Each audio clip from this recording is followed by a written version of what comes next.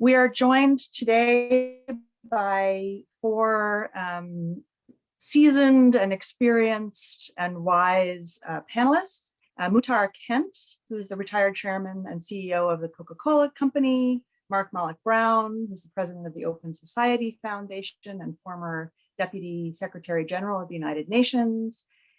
Beginkosi Moyo, who's the founding director of the Africa Center for Philanthropy and Social Investment, and Jean-Michel Severino, who's the managing partner of Investisseurs et Partenaires and former CEO of l'Agence Française de Développement. I'm in Portland, Oregon, as I said. We have folks here, Jean-Marie and the program administrator in New York. Mr. Moyo is in Pretoria in South Africa. Jean-Michel Severino is in Paris. Muhtar Kent is in the Aegean. And Mark Malloch-Brown, where are you? Sorry, you surprised me there. London. Sorry, in London. So we have a truly global, spanning time zones and hemispheres and seasons. Triangle. I don't even know really if Golden Triangle was my own coined phrase, but I kind of loved it when I first came across it came across a version of it, and then the term, I started using the term back in 2012, simply because I embrace the concept because I wholeheartedly believe that the large societal problems, of which conflict is the major part of that whole litany of problems, cannot be solved. Societal issues, societal conflicts, political conflicts, conflicts of every nature cannot be solved by just government or just business or just civil society. But you actually need all three to come together, providing their diverse views and playing each the role that they need to play. Government providing the general template, the general conceptual framework, governance framework, if you like, but business providing the investment, providing the infrastructure, investing in infrastructure, providing the innovation, providing the impetus, creating the jobs, paying the taxes, and then civil society, because both NGOs are critical, in universities, education is critical, and so that was the way I've always looked at generally the big societal issues and problems in the world. And examples, you don't need to have a straight algebraic formula. Yes, there are many algebraic formulas where even in difficult circumstances, very difficult circumstances, there's been investment.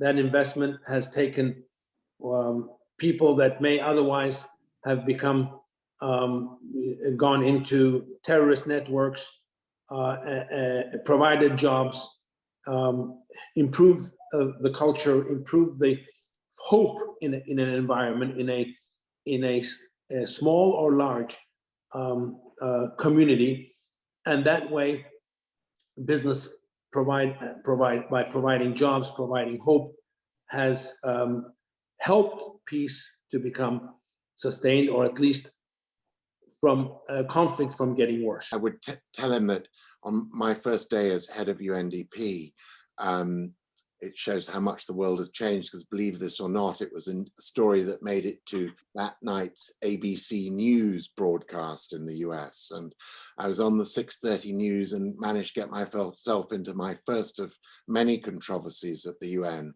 But this particular one was because I observed that I thought Coca-Cola had done more for development in Africa than UNDP.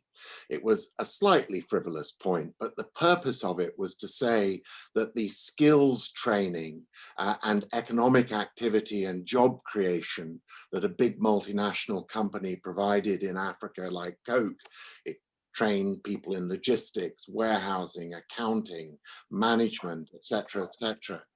And because I did get myself into trouble, I always, when I met with African colleagues in all the years since, and I get into them, ask them what did they do before they came to what they were doing now, and I'm relieved to say a lot of them said they started at Coca-Cola or at one of the other sort of Unilever or one of the other major multinationals. So I am completely confirm Muhtar's view of the potential of the Golden Triangle.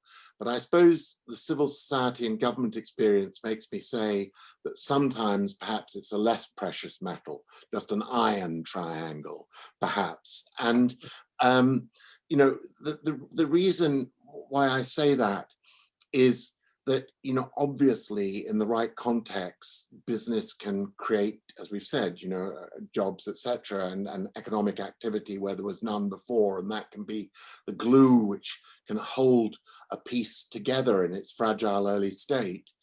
But we've also seen where business becomes so much part of the established economic structures that if those economic structures are organized around conflict, it can actually make it doubly hard to break them. So, whether it's the sort of smuggling so often associated with income sources for terrorist activities, whether it's, natural resource companies, particularly in the mining sector, reinforcing sort of patterns of conflict by being, paying sort of solicitation fees or bribes to non-legitimate militias and non-legitimate governments in order to kind of get ad hoc concessions to those assets, to those resources. One's got to recognize it can kind of go either way. And frankly, one of my concerns is as we move from a fossil fuel based carbon economy to new technologies, depending on rare earths and lithium and other new kinds of resources, we're actually flipping one set of countries who are at risk to a new set of countries who are at risk because they're rich in these particular resources. And we've seen how, the wrong kind of business can actually undermine stability and, lock in corruption in some of these situations. So how do we get to a golden as against an iron triangle? And, I think the first thing to say is most business leaderships today, particularly of publicly quoted large international companies, are a pretty benign, well-intended lot. This is not the scowling bottom line executives of the past. These is a generation of executives who understand things are multi-stakeholder, etc., and that they have a lot of interests, including ESG investors and others to satisfy. But, it's critically in a way that the other two bits of the triangle, civil society and government, do, really hold up their end. And for me, that is pressing for the right kind of regulatory environment for business to thrive honestly in, to create good jobs and sustainable economic growth. And I think, civil society, through being advocates to improvements in supply chains, to ESG standards, to human rights, can be a critical force, both directly on business and on the third leg to the triangle, on government itself. But I do, want to say, as now president of Open Society Foundations, I mean, while business may be benign, this is one of the worst set of governments we've had in a century. Half the world isn't actually open to human rights organizations today. But the frameworks of engagement have actually differed, and I wanted to talk a bit about some of them that have been developed to either avoid conflicts or to deal with conflicts where they've actually come up. If you look at the different regional economic communities and the African Union, in the continent, they've come up with normative provisions for involving civil society and the private sector. And you will find this in all their statutes. And they've also gone ahead to create some interface platforms to work directly with some of these private sector institutions and civil society organizations. So these platforms are meant to actually, be references for accountability and governance, but the reality is actually more complex than what is in the normative provisions. So like you said, governments in Africa have always been critical of civil society in all its formations and expressions since the struggle for independence. In a book that I edited a couple of years ago, where I looked at the disabling environment for civil society, I looked and tracked, this phenomenon that we have become, that has come to be called the shrinking space for civil society.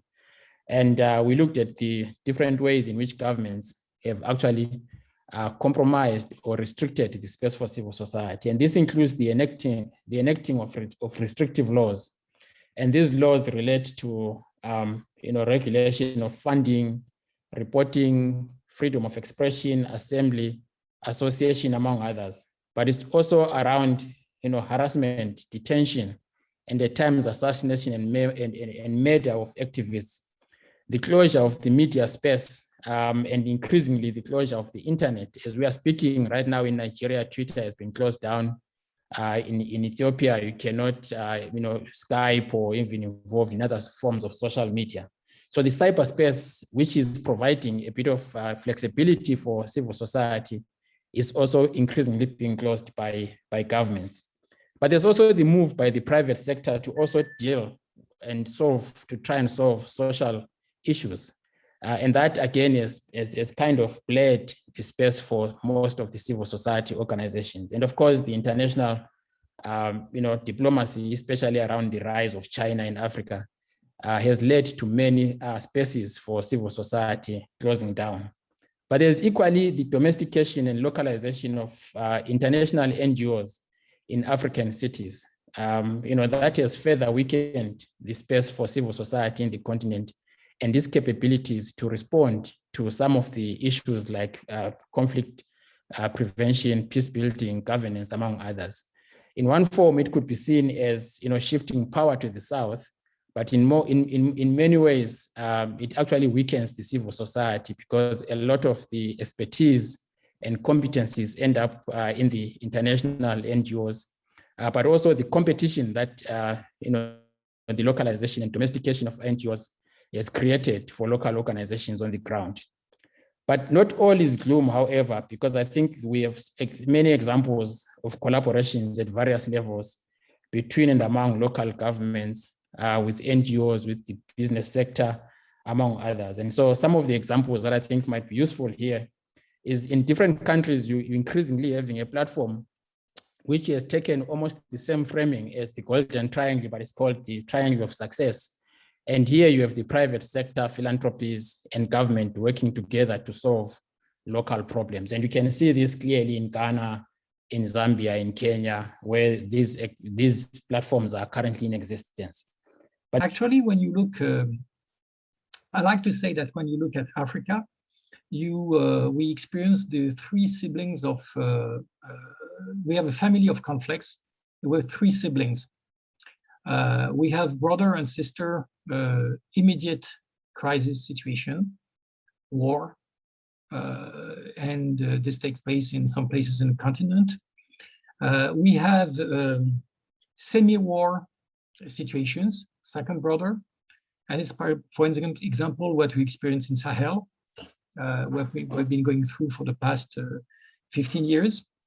And then we have the mothers of systemic crisis, the factors and the situations which allow conflicts to emerge, but may not be there right now, but are going to emerge. And in Africa, we experience the situation very much at the level of the continent, because we are in a kind of race between demographic expansion and climate change. And the two factors joined are creating an explosive situation by which about 450 million young people are going to join the labor market within the next 30 years in a situation where soil conditions are going to deteriorate, weather is going to be tougher and tougher by the year. So the challenge is increasing every decade in a tremendous way. And we know that the situation without no hesitation is going to lead with huge conflictual situation across the continent, even in places which do not experience them right now. So the issue is what you can do about it. And as far as we are concerned, we have developed activities that try to contribute to the two younger siblings, I mean, the systemic one and the semi-systemic one, given the fact that when we have come to a real war situation, hard conflict, when everybody is fighting in the street, then there's little that you can do by private sector, by investing. Obviously, the key words are diplomacy and peacemaking. A region like Sahel, because basically people pay no tax. Revenues for government come from customs and from ODA. So to a certain extent, there's no point in really controlling well what the money is, what governments do with that money. People have not contributed. They have not paid really. But they have not paid because they are too poor to pay on the one hand, or because the businesses that could really generate revenues for the government just simply do not exist. So creating the economic basis for tax paying is also contributing to the social change and to the building of the institutions that would create accountability, necessity for accountability in government. Let's remember that all our great democracies in Europe, for instance, have been generated by fights against taxes. This is where our sense of freedom comes from, to some extent, much more than torture or human rights. I mean, property, preserving property, controlling what the government does with tax has been really the root for the major freedom gains in our old continent. So coming back to what is necessary in order for this type of goal to be achieved, you need to invest, support the generation of entrepreneurs, locally groomed and raised, who know their markets, who can build sustainable businesses. But unfortunately, it's not possible really to invest in those countries in having and willing the same type of returns, financial returns that you would get in peaceful, organized markets. So in order to do that, you need investors, either investors who accept lower returns than they would get in other parts of the world, in other activities, or you need alliances between governments, foundations, and investors so that public players provide support to investment vehicles that would allow private investors to get the type of revenues that they would otherwise be getting in other types of situations. So public and private partnership in one way or another is really absolutely necessary if one wants to really inject in crisis economies like, and once more, I have very much Sahel in mind because we spend a lot of our time there. You need this type of private and public alliance to create the volumes and the quality of investment that is needed to generate the wave, to accelerate the emergence of the wave of entrepreneurs that will be needed to create the basis for solving or contributing to solving the deep systemic crisis into which those countries are trapped. And I will end on that note because I've already spoken too much. I apologize for that. We are lucky that we don't have to create that trend for entrepreneurship in Africa. In Niger, in Mali, in Burkina Faso, in Mauritania, in Chad, actually you have an incredible will, appetite for entrepreneurship, not only in the younger people, but at all ages of the population and all situations. So our challenge in a certain way is easier than we could imagine. It's not about creating entrepreneurship. We would never succeed in doing that. It's about accelerating the speed at which those entrepreneurs get out of their garage, accelerating their access to finance, providing them with additional capacity building that help them getting trained and strengthened in their capacities as well as their teams and staffs. So I wouldn't say it's an easy job, but it's feasible. It's not something that we really have to reinvent all that. We're grateful to experience a very vibrant Africa, where there's a huge will to invest for the better, contribute for the better of the society, and hence, we can really achieve a lot by supporting that. Look, if I may, I mean, the shrinking space is not only local civil society, it's global civil society as well, which in many ways is in some senses more vulnerable. I mean, yes, it has more reputation to bring to the table, and that may give it some protection that, a major international newspaper will write about it if something happens in a way they may not.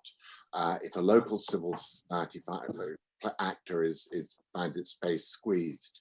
But, it is much easier to mobilize political opposition to international and local civil society. And I know of what I speak, leading the Open Society Foundations, where, George Soros, our founder, is in many countries vilified for his progressive human rights philanthropy. And, what I suppose where I come down is that, the basic model on which civil society operated, but particularly the human rights end of civil society for the decades at the end of the Cold War, which was that, you could shame governments into granting rights to their citizens or to other actors because they recognized ultimately, if you press them enough, their obligation under law to allow those rights. That link is broken. We now have a group of very shameless governments in the world. Not I think actually particularly in Africa, but it's much more acute problem in some very large Asian countries and increasingly Latin American ones and ones on the periphery of Europe. That's where the real deterioration, has happened. So, what is the solution? And I actually think, I always tell my colleagues, we've been so used to coming through the front door and appealing around a human rights agenda. Now we've got to learn to come in through the side door or the back door. And, that needs subtler strategies. And, that takes you to economics, because, if you look at, some of the big human rights offenders, I'm now talking governments, their Achilles heel is not their conscience because they don't have one. It's actually economic pressure. And so in that sense, the private sector is a critical partner to civil society when and if it's willing to deploy that pressure, because obviously, a private sector actor has to balance. It is not a civil society actor. Its job is not to kind of take on government and hold it to account. But it does see a commonality of interest where, governments are sort of impinging on human rights, but that sort of lack of respect for the law means the next target is likely to be commercial rights. So I think there is an increasingly common shared ground about trying to get governments to respect the law. And, if we can just sort of move back that way, I think it'll be very, very helpful to both empower and restore space for local civil society, but international as well. And I mean, just one very example, Hong Kong. At the moment, the pressure on Hong Kong is against activists, or in Myanmar, the same thing. But you can just see that it's becoming impossible really to operate an international business in Myanmar. And down the road, and it may become very, very hard in Hong Kong because there is a continuum. Once governments go against the human rights of their citizens, the commercial rights of foreign investors are only a short step behind. Thank you. We're over time, so, and I want to be respectful of everyone's time. I know you have more panels to come in this wonderful program. So I'll just wrap up and thank all of the panelists for your insights and wide-ranging topics that we covered. We could have, you know, entire new panels on the digital divide. We could talk for another week about how climate change is going to change all of these dynamics. And I think the concept of the golden triangle is really useful, not just for thinking about conflict in the traditional way, but also thinking about issues around other kinds of conflicts around the digital divide, around climate, around all kinds of issues. So, so thank you all for being here. Thanks to all of the participants. I apologize to anyone whose questions we weren't able to get to. And thank you to Jean-Marie and to Michael for the behind the scenes organizing of this, and of course to Muhtar for initiating this entire program.